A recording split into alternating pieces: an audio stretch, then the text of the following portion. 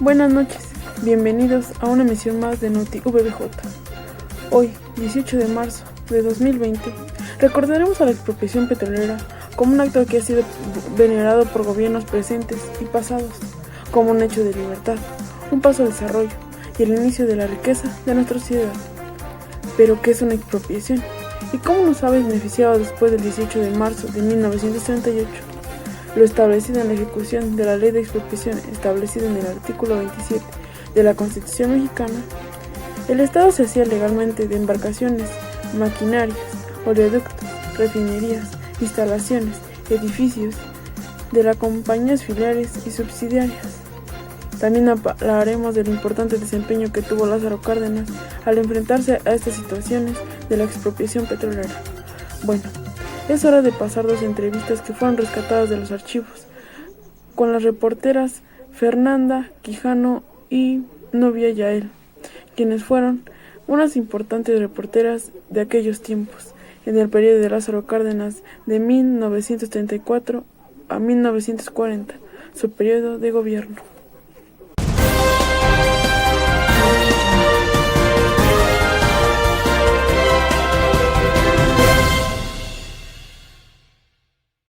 Muy buenos días, el día de hoy me encuentro frente al Palacio Nacional, donde en los últimos días hemos sido espectadores de huelgas y movimientos por campesinos, obreros y petroleros. Para saber más de esta situación, nos daremos la tarea de entrevistar a algunos de los presentes. Buenos días, ¿cuál es el motivo de sus manifestaciones? El motivo de la manifestación es porque estamos defendiendo nuestros derechos, ya que nos han aumentado más horas de trabajo por menos salario. Desde que comenzó su manifestación, ¿cuántos días han llevado así? Llevamos 3 días estando aquí. Y durante todos esos días han tenido alguna respuesta. Hasta el momento no hemos tenido alguna respuesta, pero esperamos que en las próximas horas tengamos una reunión con el gabinete para darle solución a este problema. Buenos días, hoy nos encontramos frente al Palacio Nacional. Como sabrán, el día de ayer se anunció el decreto de la expropiación petrolera. En unos minutos estaremos en una reunión con el general Lázaro Cárdenas, que nos dará a conocer más detalles de dicho anuncio. Y nos encontramos con el general Lázaro Cárdenas, quien nos hablará más a profundidad acerca del decreto de la expropiación petrolera. General, ¿me podría decir cuáles fueron los motivos que lo llevaron a tomar dicha decisión? Sí, claro, mira, los trabajadores me mostraron algunas pruebas en donde se veía que eran explotados en su jornada laboral. ¿Me podría decir a qué acuerdos llegaron con los empresarios? Pues se quedó en el acuerdo que para que ellos adquieran y puedan exportar el petróleo crudo deben de pagar un cierto porcentaje, sobre todo a los trabajadores, respetarles su salario y su horario, su jornada laboral. Muchas gracias.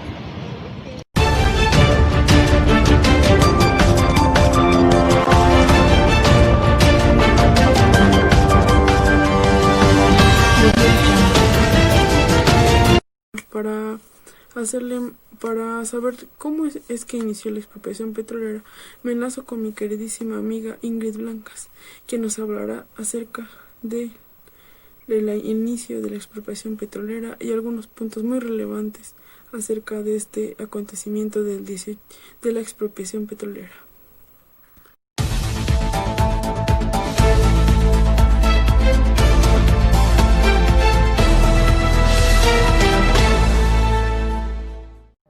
Así es, compañera Edith. Muchas gracias. Buenos días, público en general. Así es, como ya lo estamos viendo, hoy se conmemora uno de los días más importantes para México, el Día de la Expropiación Petrolera, que se dio un 13 de marzo de 1938. Hasta ahí. No fue más que por los mismos campesinos por quien empezó esto, ya que eran personas que le temían muchísimo a que otras naciones, otros estados, otros países fueran quienes se apropiaran de nuestro propio petróleo. Nos queríamos que el petróleo fuera nuestro.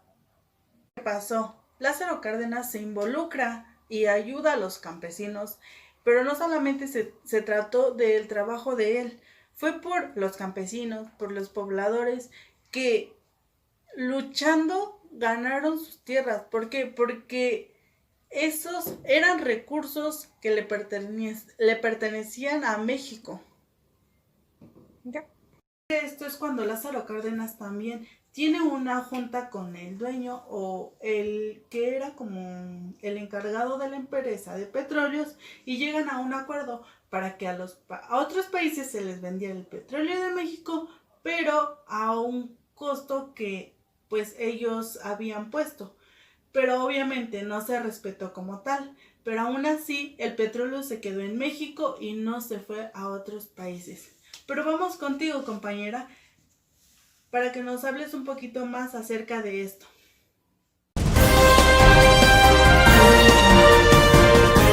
Vamos ahora a enlazarnos con mi compañera Ángela, quien será quien nos va a hablar un poco acerca de las refinerías, las pérdidas de las mismas y los beneficios y algunas contradicciones que nos ha traído la expropiación petrolera a nuestro presente.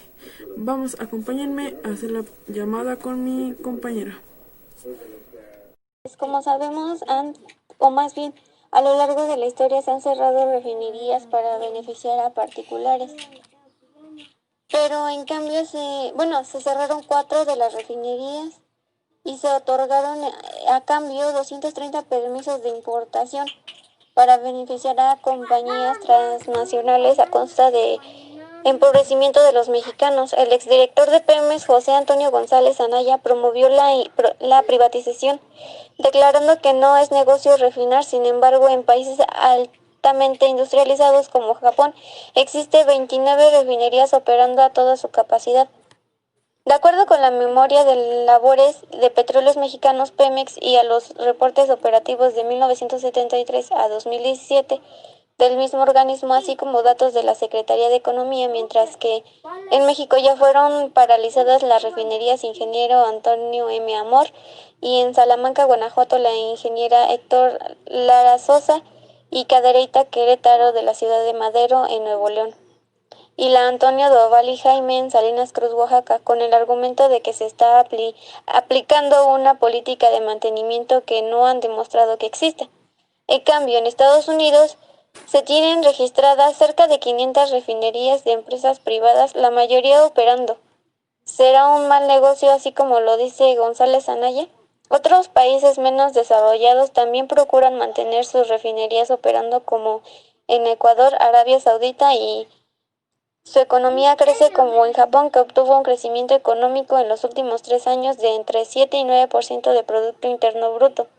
A diferencia de México, en donde sus gobernantes cierran refinerías, que apenas logró un crecimiento de entre 1 y 2 de Producto Interno Bruto. En cambio, la inflación en México sí disparó a 6.7%. Se disparó en parte por el encarecimiento de las gasolinas, debido a que las autoridades han preferido importarlas y cerrar las refinerías que producían dicho combustible. Actualmente, 10 exdirectores de Pemex están metidos en el negocio de privatizador del petróleo mexicano. El negocio es para los amigos, amigos de los amigos, contratistas, proveedores, prestadores de servicios y prestanombres, entre otros muchos. Desde la llegada de los neoliberales al gobierno federal se acentuó la privatización de Pemex hasta llegar a la muerte de la gallina de huevos de oro, como lo dijo el presidente de la República, Enrique Peña Nieto, con sus reformas estructurales, entre las que se encuentra la desnacionalizadora reforma energética y petrolera. Y pues sí, todo esto, las reformas que han llegado, ha traído solamente consecuencias empobrecedoras para México. No se ha visto una mejora y pues esperemos si esto mejore. Bueno, esto es todo y gracias por el espacio para expresar esto. Petroleos y refinerías mexicanas: Salamanca, Guanajuato; Manatitlán, Veracruz; Tula, Hidalgo; Cadereyta, Nuevo León; Salinas Cruz, Oaxaca; Ciudad Madero, Tamaulipas; la nueva refinería Dos Bocas, Tabasco. Salamanca, Guanajuato: Esta refinería se inauguró el 30 de julio de 1950 por el entonces presidente de México, Miguel Alemán Valdés, con el nombre Ingeniero Antonio M. Amor. Se ubica en Salamanca, Guanajuato. Cuando fue construida tenía capacidad de entre 25,000 a 30,000 barriles diarios. Su capacidad actual es de 220,000 barriles por día. Tiene una superficie de 518 hectáreas en donde se ubican 45 plantas de producción y procesa alrededor de 180,000 barriles de petróleo crudo, 9 calderas, 5 turbogeneradores y 5 unidades de tratamiento de agua. Esta refinería abastece a los estados de Durango, Nayarit, Jalisco, Colima, Michoacán, Guanajuato, San Luis Potosí, Zacatecas y Aguascalientes. Es la última refinería del Sistema Nacional de Refinación que produce alcohol isopropílico y lubricantes básicos. Minatitlán, Veracruz. El 22 de febrero de 1956 se inauguró la Refinería General Lázaro Cárdenas del Río, en Minatitlán, Veracruz, con capacidad de refinación de 50,000 barriles diarios. En esta refinería contó con la primera planta de desintegración catalítica en México. En esta refinería actualmente se pueden llegar a procesar 285,000 barriles diarios, pero actualmente solo trabaja a 9% de su capacidad. Hidalgo. En 1976, en el 38 aniversario de la expropiación petrolera, se inauguró la refinería Miguel Hidalgo, ubicada en el municipio de Tula de Allende, perteneciente al estado de Hidalgo. Contrataba con una planta generadora de hidrógeno denominada U-3400, el cual fue vendida a particulares en la administración pasada. Se edificó con capacidad para procesar 150,000 barriles diarios. Actualmente cuenta con una capacidad de procesamiento de 315,000 barriles diarios, de la cual el 45,3% es utilizado. Reita, Nuevo León. La refinería Ingeniero Héctor R. Lara Sosa fue inaugurada al igual que la de Tula un 18 de marzo, pero en 1779. La capacidad de refinación al ser recién construida fue de 100,000 barriles diarios. Hoy en día podría procesar 275,000 barriles por día, pero solo procesa en promedio 110,000 barriles de petróleo al día. Actualmente es una de las más emblemáticas de Pemex y abastece de combustible a los estados de Nuevo León, Coahuila, Chihuahua y particularmente Durango, San Luis Potosí, Tamaulipas y Zacatecas. Produce gasolinas y diésel, ultrabajo azufre, asfalto, azufre, coque, propileno y gas LP, entre otros petrolíferos. Salina Cruz, Oaxaca. También en 1979 se inaugura la refinería Ingeniero Antonio Dovalí Jaime en Salina Cruz, Oaxaca, con una capacidad de refinación de 165,000 barriles diarios. Actualmente cuenta con una capacidad de 330,000 barriles por día. Sin embargo, tan solo procesa en promedio 238,000 barriles diarios. Es la última refinería que se construyó en el país hace ya 40 años. Ahora pasando un poco a los beneficios económicos que dejó esta expropiación petrolera y los malos actos que tomó Enrique Peña Nieto, que ha hecho que actualmente estemos pasando por un mal momento económico. Mi compañera Karina Trejo, quien nos va a acompañar que nos acompañó en esta investigación y va a ser ahora quien nos explique un poco acerca de los beneficios económicos y las malas acciones de Enrique Peña Nieto en su sexenio. Análisis económico de la expropiación petrolera. La dependencia de la renta petrolera, tanto en las finanzas públicas como en el desempeño de la economía, era visible. Después de haber mantenido un crecimiento promedio superior a 9% entre 1980 y 1981, la economía registró un decrecimiento de 0,6% en 1982 y de 4,2% en 1983.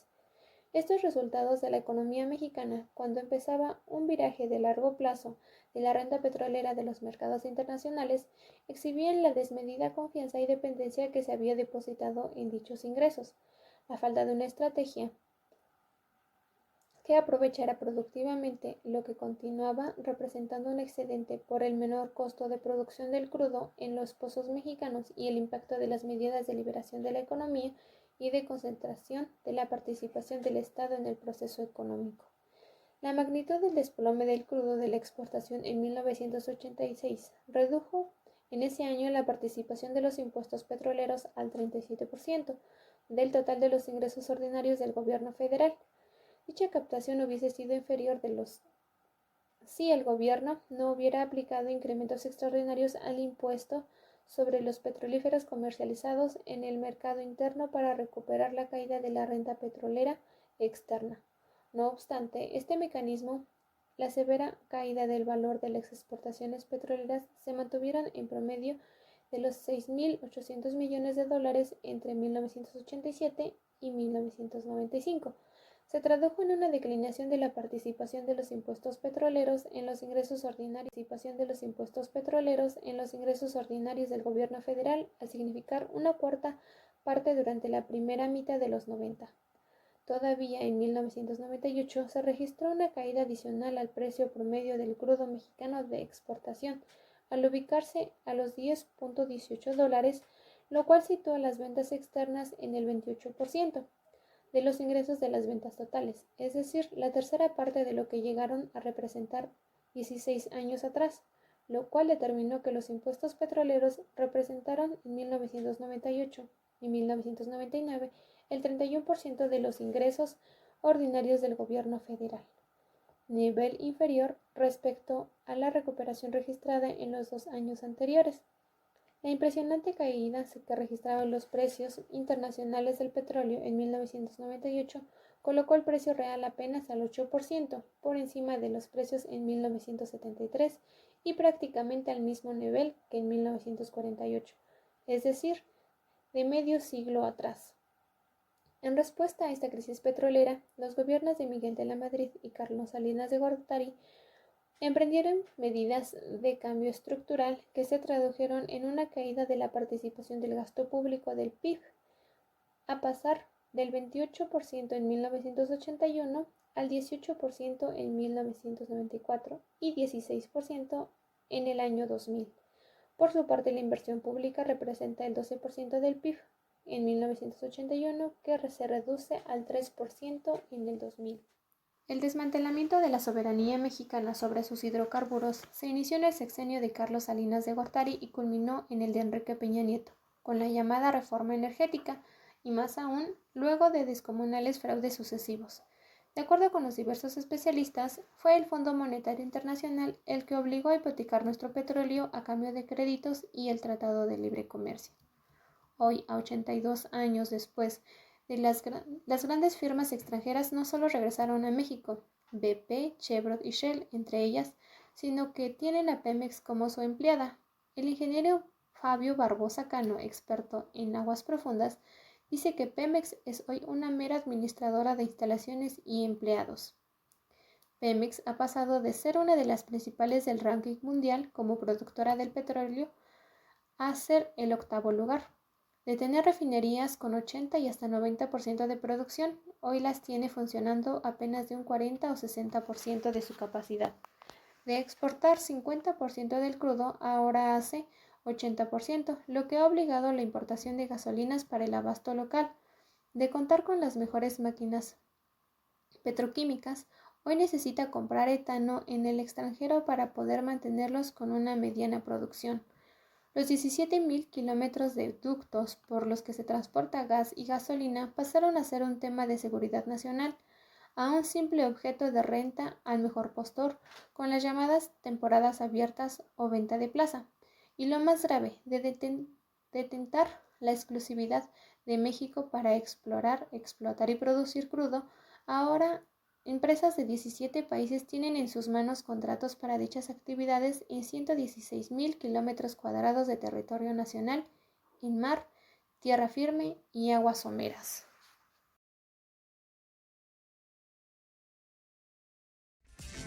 A modo de tandas, como suele llamarse, se organizan 4 familias y deciden entre todos construir una primera casa, se sortea la de quién, luego la que sigue, así las 4 casas, y creo que trabajando en equipo pueden lograr la reconstrucción de sus viviendas.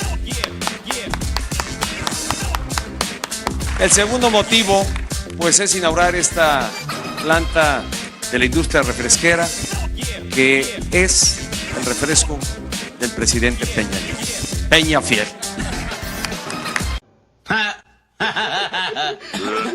Digo que no es casualidad porque tiene usted un gobernador tenaz, como decía Roberto, perseverante, pero verdaderamente insistente. Podría matar un burro a pellizcos, porque es así de tenaz. Los de la del Valle sí sentimos los 2 minutos completos. Sí, la del Valle se mueve mucho. Yo la verdad estaba allá afuera viendo y yo ahí la verdad no lo sentí. Sí sentí una vez un temblor que nadie más sintió. Quienes les digan que vivimos en un país que está en crisis es seguramente lo que pueden tener en sus mentes. Y la carencia, arriba los salarios, abajo. Con lo que gano en esta empresa no me alcanza para tragar.